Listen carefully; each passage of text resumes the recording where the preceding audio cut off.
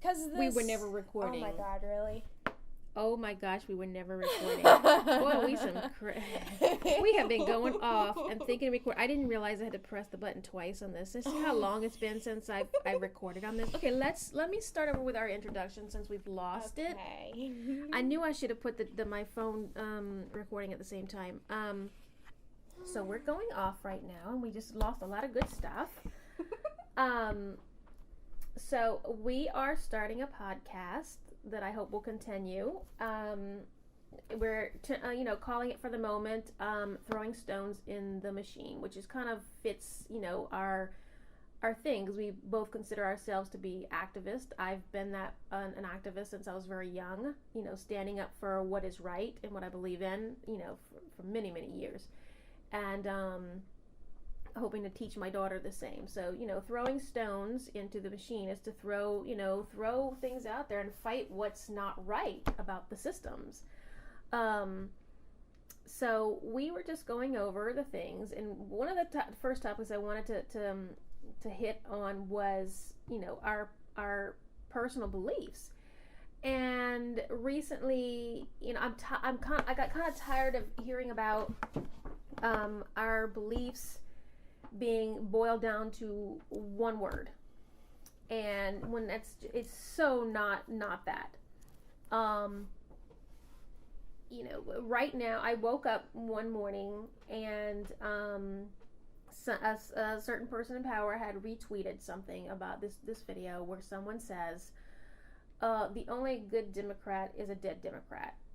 And I was sick to my stomach for the rest of the day. And given everything that's going on right now in the world, and to have that happen, it's like, was I supposed to start watching my back? Am I, something going to happen to me now, or anyone that I love and care about that may identify as a Democrat?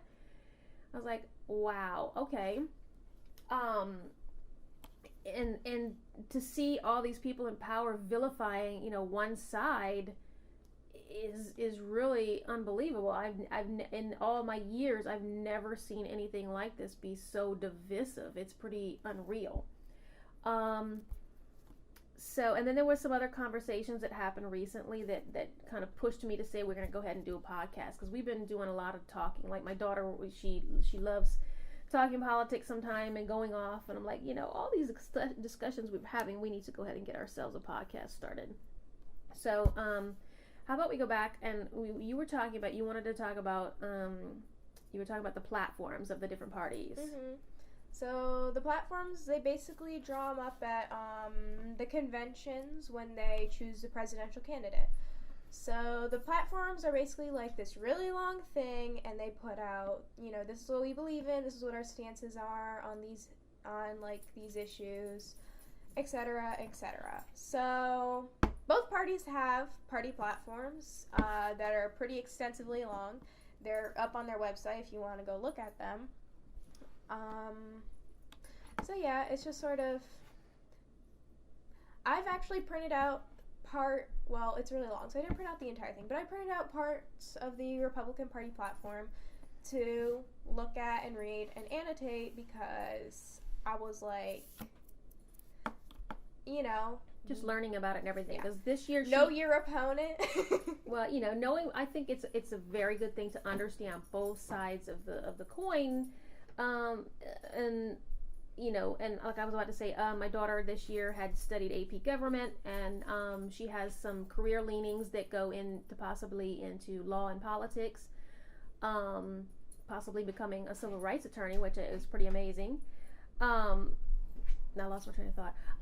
So we're talking about knowing both sides of the thing. And for myself, I am an independent at heart. I want to look at both sides of things. I want to take things by the issue and not just say, well, everything Democrat is what I want, or everything Republican is what it should be, or nothing like that. That's not how I am. And I got tired of people lumping me into one thing. So for myself, I've always been an independent, although as I learned more about the process and everything, I chose to pick a side for voting purposes, so that I could do primaries and whatnot, because I never really understood it extensively until, the past, I want to say, 10, 15 years. And I did choose to go with a Democrat platform, because it tend to align with my views a little bit better. There's some things that are cross-platform, or what both sides may agree on, and just different things like that. I do try to take it one thing at a time.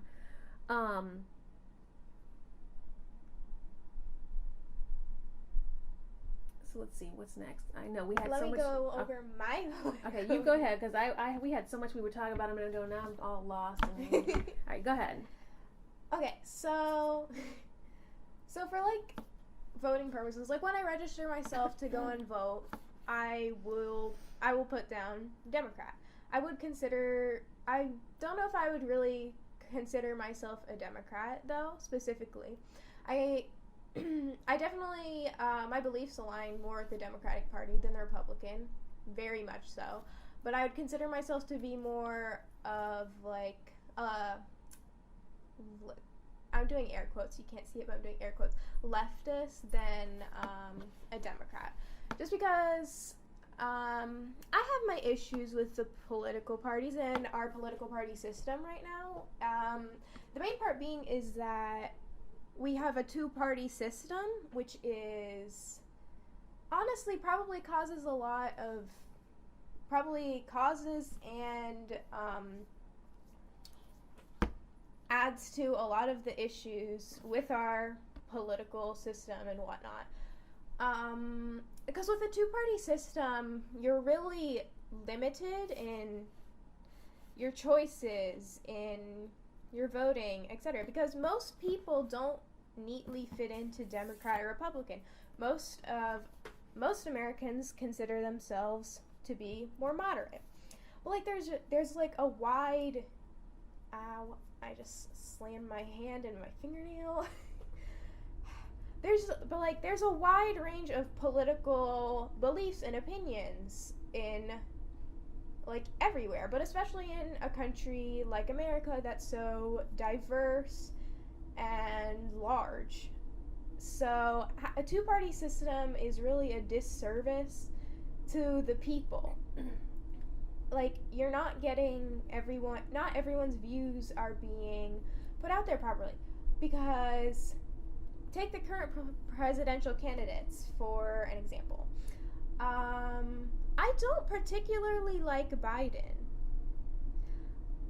He's not horrible, but I don't particularly like him. If I chose any of the presidential candidates, he would definitely not be my first pick or my second pick, to be quite transparent. But we have a two-party system, so you essentially have two choices. Because what the two-party system does is that it essentially puts you in this thing where you have to choose one or the other, one side or the other sort of thing. And it severely limits your options, and it doesn't represent all viewpoints. So for things like elections and whatnots, like we have two candidates, and it's really where was I going with this? It really does do a disservice, because it leaves you down with two candidates, and you just have to kind of pick the best of what you got in front of you. You have to pick the least of the lesser of two evils. Essentially, is what a lot of elections tend to boil down to at this point.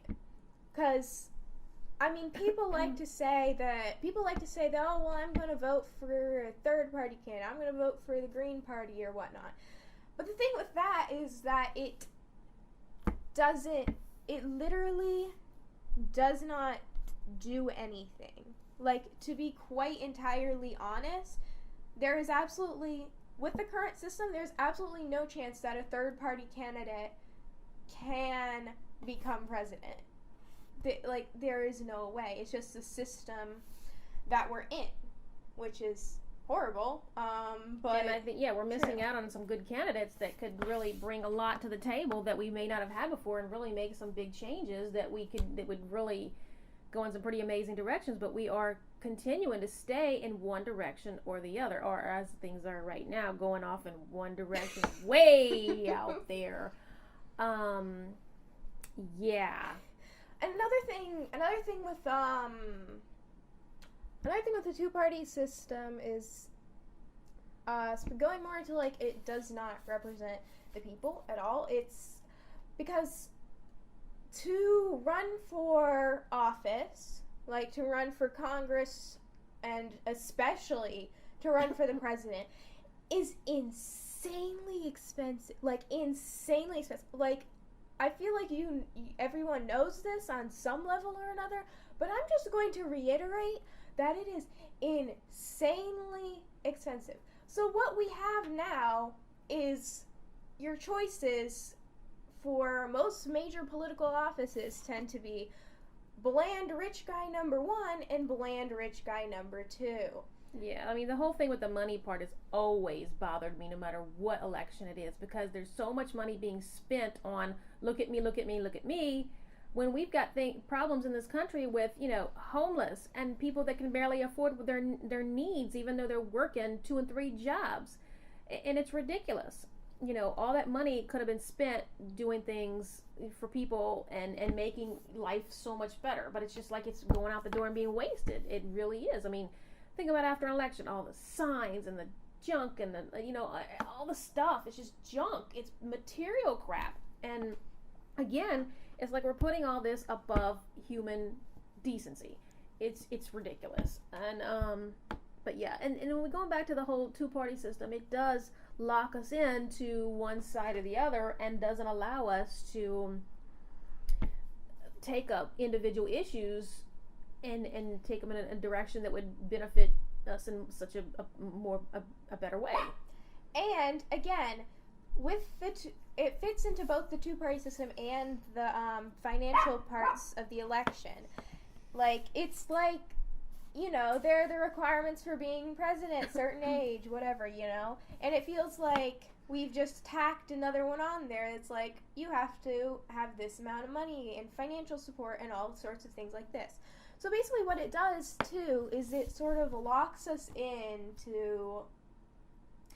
There's no real opportunity for real, meaningful change to be made because the people that are getting in there are rich people, career politicians. And the current system of interest groups and lobbying is...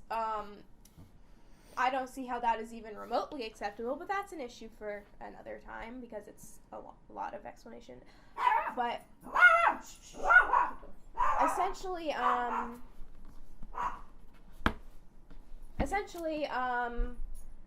you get, so right now you're gonna get in office, your only options for these positions are like rich people that are subject to, they're going to benefit other rich people. They're going to benefit the groups that financially support them and whatnot. And with the two-party system, both of our parties are, well, not entirely, but the one issue that I do have with a lot of the Democratic Party is that they tend to be staunchly moderate, which is, it's like they water everything down.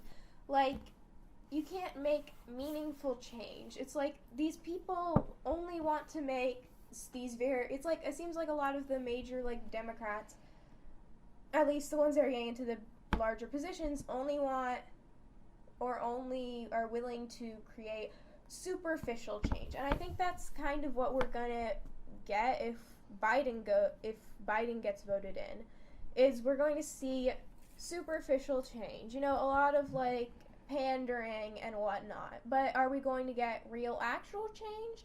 Honestly, probably not that much. That's where we're kind of like, but right now it's like, do you want to to wait on, the big real changes, or do we just want to get things normalized given how things are going right now, because they're not good. Yeah, this isn't like a don't vote for Biden thing, but it is like Biden's not going to deliver. I mean, it's not, at this point, it's not even Democrat and Republican anymore. I mean, not the entire, but a large portion of the Republicans are like turning their back on what's going on. They're like, this is enough. We've all had enough. One by one, they're all saying they're hitting their limits on what's going on. It's, do you support basic human rights or do you not support basic human rights? Yeah, I mean, we're looking at things that are going down the path of possible martial law. We've got, agitators out there that are turning things that are good into bad. We've got, the new thing is trying to push back the election or to hold it off or not have it right now or something, which is insane. And I think that was one where you saw, we're seeing so many people come out and say, no, that's just not going to happen. They're not going to play that game. And it's become really obvious that there's setting the stage to say, well, the whole election's rigged, when that's totally not even it. It's the game that's being played right now is crazy. Especially right now, is the amount of misinformation and uneducation that's happening right now is quite frankly insane. Like, just look at what's happening with the coronavirus right now. People are claiming that it is a hoax. That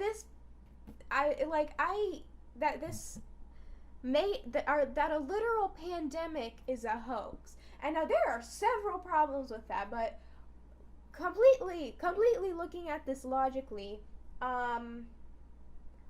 it would be essentially impossible to pull off a hoax this large. You would have to have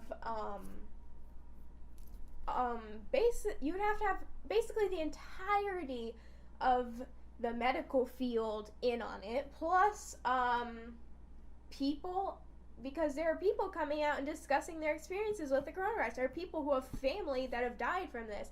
There are people that have family and friends that are getting sick from this.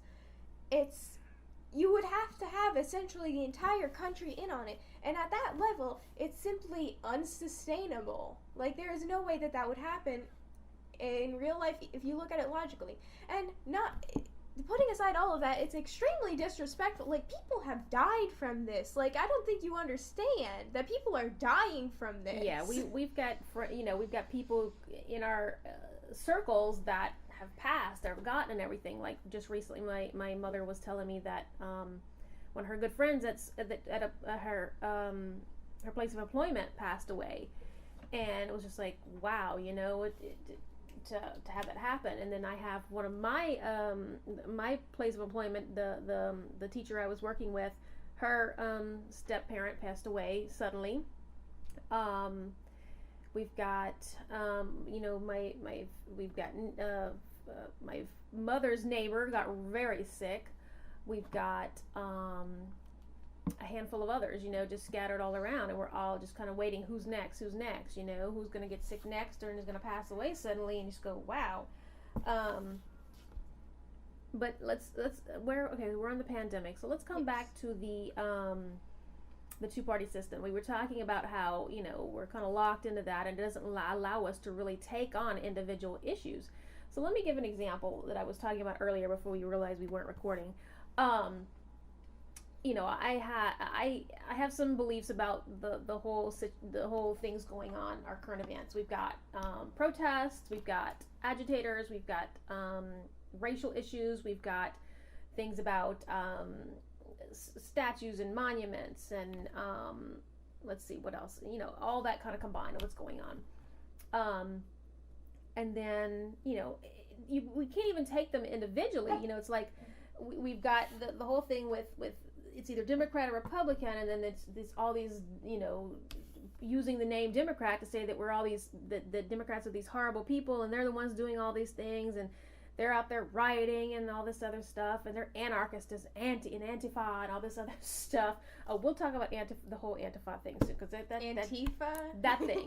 thing, it drives me absolutely bonkers. It's just ridiculous.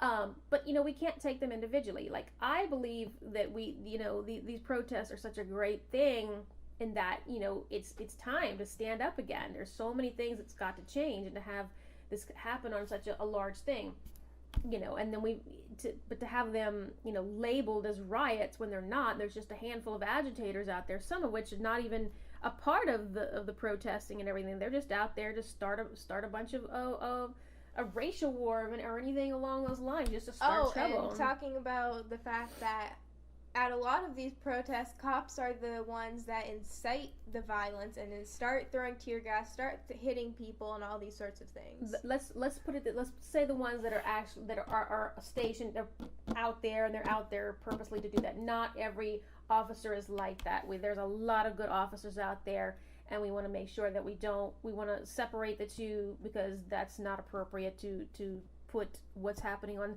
some of those agitators and putting it on the ones that are trying to do the right thing, because there's plenty that are trying to do the right thing. That's the whole thing with the police force and everything is a whole nother topic we can hit on another thing, when the difference between the defunding and actually getting rid of it, and then because it's a whole thing we got to make sure we explain appropriately. But back to the whole thing of individual issues. I support the protests. We ourselves have protested. Anytime we're able to do that, we have standing up. Now, there's on the issue of statues and monuments. What got me on this subject and also kind of pushed me to get this podcast going was that there was an unfortunate conversation, we'll put it as, that happened to me that I was not expecting, and I kind of got thrown into this thing where because I am this side, I must feel this way about this, and I must feel that way. I was like, no, you need to let me explain this. It's an individual issue. I take things individually. I don't believe in the destruction of property. No, I don't think that's appropriate. In this case, with these things, these certain things are being put above people. They're there to agitate. Those statues were put there many years ago to say, look, this particular person in this group and what they represent are above you, and we're going to make sure that it's here to show you. They should have never been put there in the first place. So, them being taken down, that's exactly what needs to happen. I wish that they could be done appropriately, where there's, agreement where it's getting taken down. They need to be put somewhere else, put them in a museum or something. But, when they're there to represent, no decency to someone's life, slavery and all these other different things that these people that we keep putting on pedestals represented, that's not appropriate. I've always felt that we shouldn't be making all these statues and stuff. It's just not appropriate, and the whole issue of that I don't understand with saying that it's going to erase history. I don't understand that. It makes no sense whatsoever. How do you erase history from taking out a statue? It's just a material thing. It's not the history. History is in books. Let's be real. If it was really about the history, then these statues would be getting put into museums. There's a difference between having a statue and a monument just out and having things in a museum. Like, if you have a giant statue of something in your front yard, people are gonna assume that you support that. If you have, I can't think of a good example. I don't know, if you have a statue of a giant dog in your front yard, people are probably gonna assume you like dogs. If you have statues of people that literally believed other people were less than them because of the color of their skin, like, if you have statues of those things out, that is, like, it puts out a message, you are in some ways condoning this, to just have this out here, no disclaimer, no nothing, just, yes, this horrible person, how lovely. It's like, it's not in any way, it's just not okay. if it was really about history, then you would take them down, put them in museums with the proper context about who these people were, what they did, all that sort of stuff. And even when you look at the statues, if, a statue, unless you have an art history degree, a statue is not going to tell you about history. And those little plaques are like a couple sentences. It's not comprehensive. It's not a source of historical knowledge, not in the form that it's being presented as. Erasing history is about erasing information, and that's. I mean, you think back into the incidences in history when they wanted to erase history, so to speak. They burn down libraries. You burn the books. You burn, anything that's information. Now we can talk about some erasing history about, documents and stuff disappearing. We got all kind of things throughout history that have happened like that, even pertaining to the whole political type thing, hiding information, and that's erasing history or trying to change history, or what's the new thing that they're saying, revisionist history, trying to change things. But yeah, we don't learn our history from a statue. Most people don't even notice these statues that are even there until somebody says, points it out, and then people want to have a fit about them. And let's be real, in a lot of situations, history is erased in favor of these people, not against these people. Like, if you, in a lot of schools and things like that, I've heard people say that, in their curriculum, all sorts of major issues of our country in a lot of schools are barely touched on, or if they are touched on, they're softened down. The atrocities that happen to Native Americans in a lot of places are softened. You don't learn what really happened. They're just like, oh, well, we asked them to leave. We asked them politely, we I'm doing air quotes right now, bought their land, which is not what happened in any way, shape, or form. And then when it gets to things like that, a lot of times, things are glossed over or just not spoken about, hardly spoken about,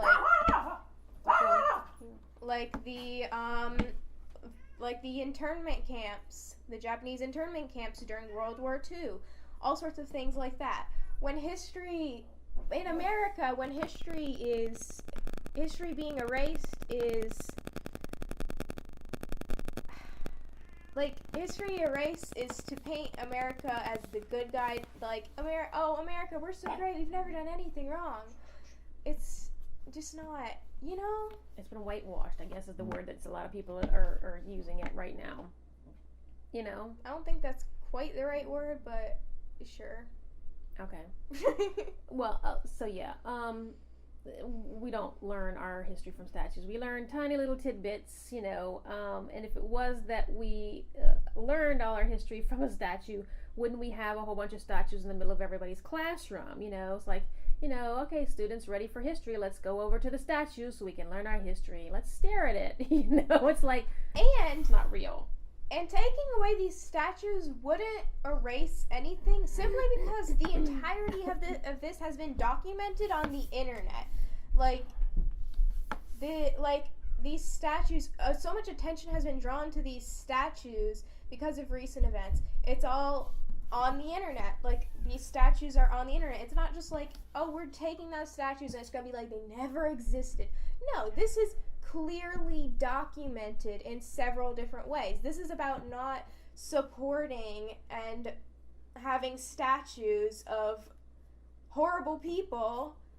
This is making history and continuing the history, and by stepping up and saying, look, we've learned new things, so we're going to change this, and we're going to take these things out that we now know are wrong, and remove them, and we're going to continue on history. It's still going to be a part of history. It doesn't go anywhere. It's just because there's this physical material thing is not there anymore.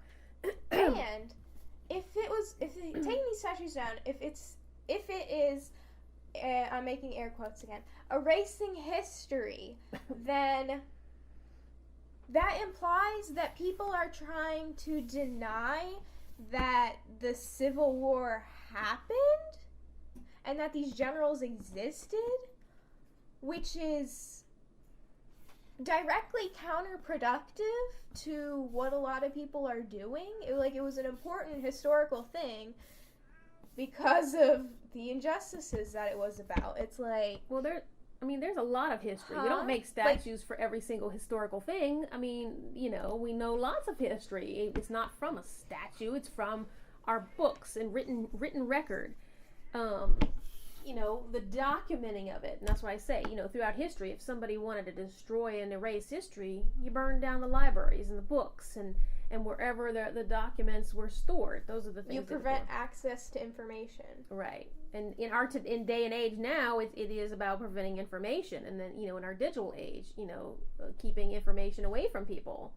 And there was actually an example recently that our, the person in charge in DC saying that, all of his conversations, no matter what, are all private and they don't need to be discussed. And that's not true at all.